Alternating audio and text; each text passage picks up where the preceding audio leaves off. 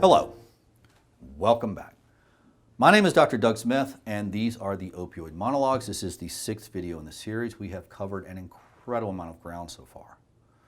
And things may have gotten perhaps even more confusing for some of the viewers, because we've gone from a simple view of the opioid crisis, wherein all these people everybody had something called opioid addiction, and they were all simply a bunch of selfish, hedonistic drug addicts, just constantly craving to get high.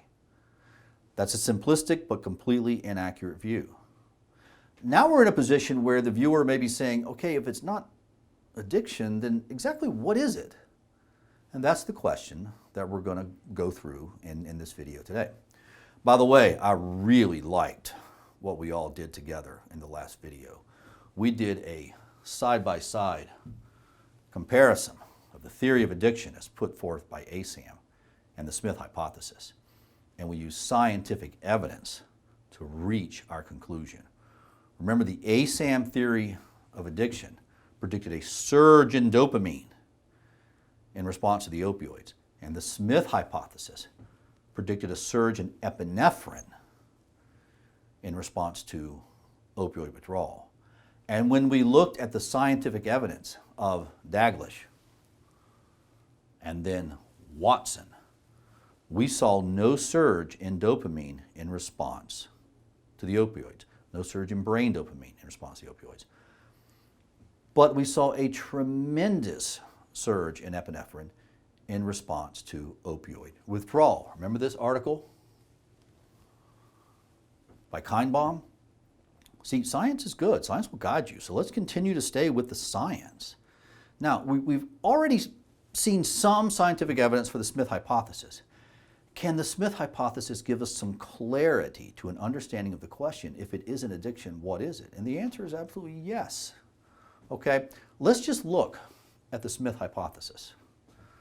Okay, the Smith hypothesis is talking about the opioids causing a change in the individual's DNA. And this change in the DNA is what causes a loss of control of the internal organs. A genetic defect causing loss of control of the internal organs. A genetic defect caused by exposure to the opioids and resulting in a loss of control of the internal organs. Okay, I don't want the viewer to go any further until this detail has really sunk in. A genetic defect causing a loss of control of the internal organs. Imagine what that must feel like, a loss of control of your internal organs. How terrible must that be?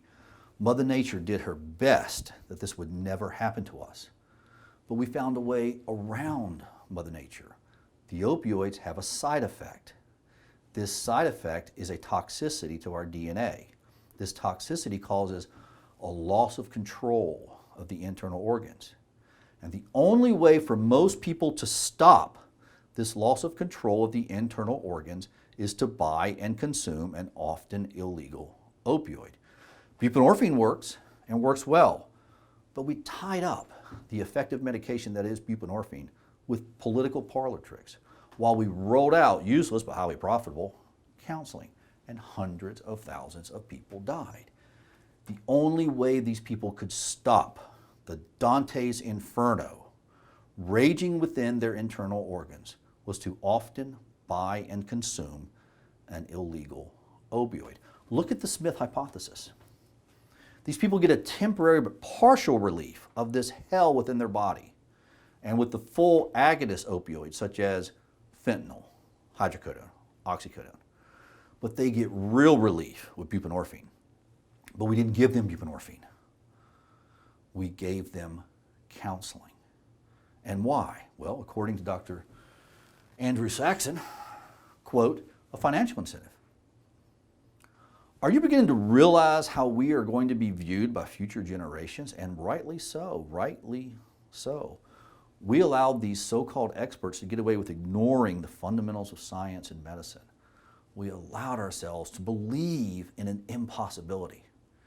In fact, we empowered these dishonest experts. We empowered them. What do I mean by empowered? Look no further than the budgets of SAMHSA, both on the federal and state level. In the private sector, these people are ASAM, but in the government sector, they're called SAMHSA. Look at the federal and state budgets.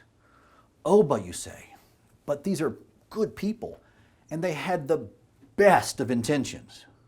Intentions. Best of intentions, sure. Best of intentions while they made and spent taxpayer dollars on totally worthless counseling, while people in need suffered and died and were denied buprenorphine. You can keep your good intentions. Okay, back to the science. We're answering this question, if it's not addiction, what is it? And we are looking at the model suggested by the Smith hypothesis that we are dealing with a genetic defect caused by a toxicity of the opioids and to the DNA that results in a loss of control of the internal organs. Now, in medicine, when we make an advancement like this, like when we make an advancement in understanding, we always look to see if we have a model already in existence and that can give us some guidance. Okay? See, the principles of medicine work. The principles of science work. Okay? I suggest we turn away from the experts at ASAM and SAMHSA and adhere to the principles of science and medicine. And let's search for an existing model for guidance. We are looking for an example of a genetic defect causing a loss of control of the internal organs. That's what we're looking for. Genetic defect causing a loss of control of the internal organs. So let's look to science and medicine to help us, guide us back on track and away from that deadly pathway the experts had prepared for us. Okay, stay with me here, okay? Familial dysautonomia. Familial dysautonomia. Say it with me here. Familial dysautonomia. This is our model for guidance. Familial dysautonomia. Familial dysautonomia is an exceedingly rare recessive genetic disorder seen predominantly in the Eastern European or Ashkenazi Jewish heritage. There has only ever been one documented case that was not of the Ashkenazi population. People born with this genetic disorder suffer greatly. Okay? Now let's look to this OrphanNet article. That's how rare this disorder is. It's on OrphanNet for rare diseases. And let's look at this quote. Okay? Episodes of protracted vomiting attacks and hypertension termed autonomic crisis can be recurrent. 40% of the patients manifest a cyclical crisis pattern that can occur daily, weekly, or monthly with personality changes, including ranging from irritability and withdrawal to general excitation. That sounds a lot like the symptoms that we saw in opioid withdrawal. Now, the internet is a good resource. There is good information on familial dysautonomia. Clearly, this is a genetic defect affecting the nervous system. Clearly, the autonomic nervous system is heavily impacted. And it looks like to me these unfortunate individuals suffer from a cyclical crisis pattern that seems similar to what our people experience with opioid withdrawal.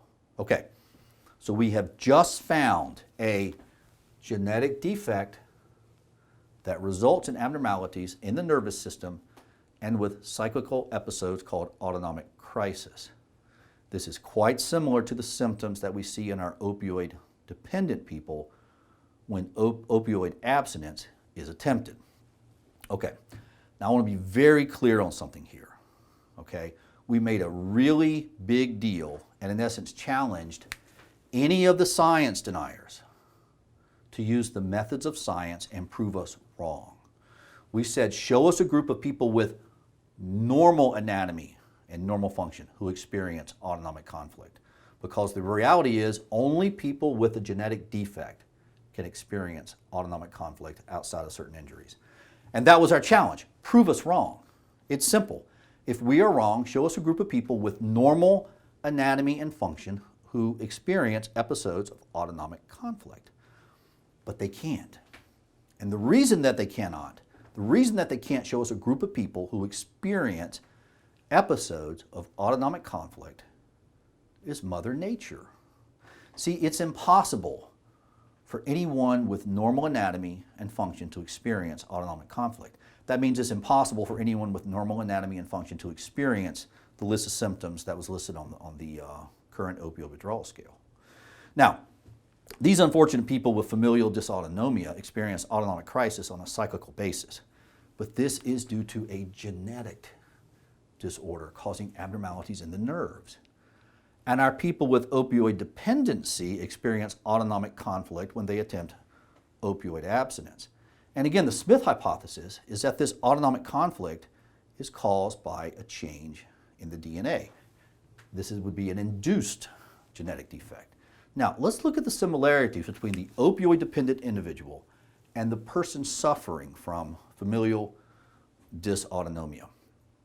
We know the person with familial dysautonomia has a genetic disorder that causes an abnormality in the nervous system that results in episodes of what are called autonomic crisis.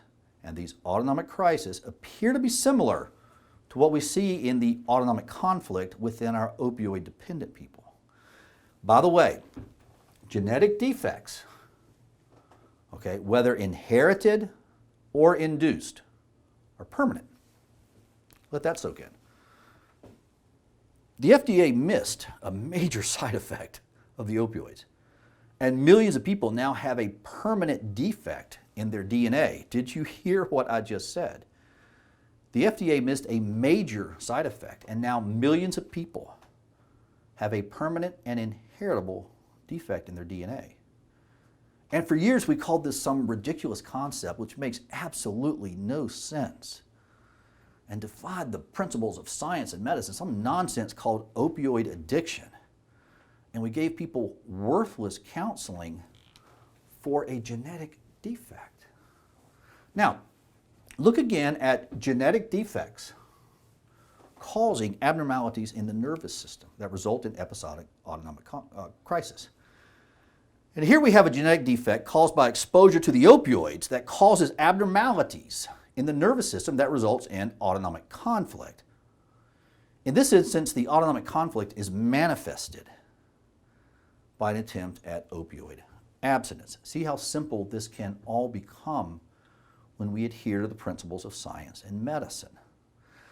Now let's close this video and with a brief run-through of the Smith hypothesis and how the Smith hypothesis explains how exposure to the opioids results in autonomic conflict when opioid abstinence is attempted. Now this is going to be a brief, very brief overview. We will look at this in complete detail and in the upcoming videos. But the Smith hypothesis, let's look right here. We see how persistent exposure to the opioids causes a toxicity to the DNA called methylation. Remember that term, methylation. It's the addition of a methyl group onto the CpG islands and results in gene silencing. This is all known and accepted science. This methylation results in gene silencing.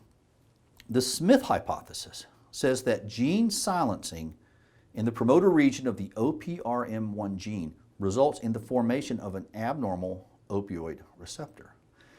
This abnormal opioid receptor is no longer able to maintain control and homeostasis between the two branches of the autonomic nervous system, and therefore autonomic conflict results. This autonomic conflict is partially offset by full agonist opioids and more fully offset by buprenorphine. Untreated, we believe the individual is at risk of developing opioid-induced adrenal insufficiency.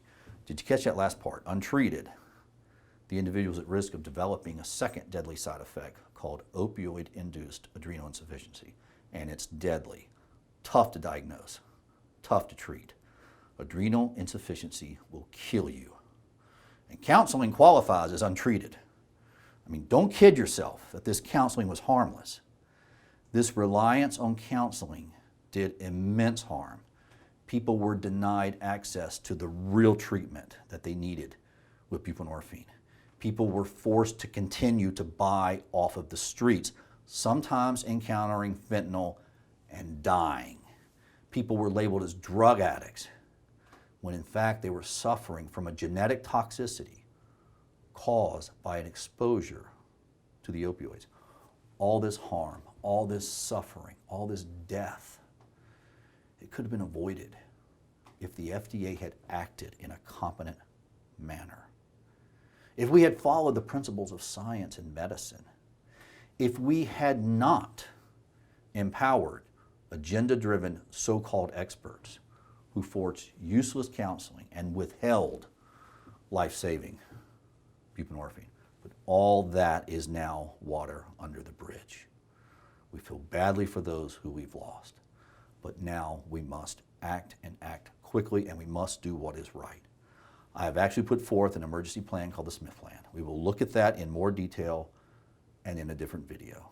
For now, my name is Dr. Doug Smith, and these are the Opioid Monologues. Thank you.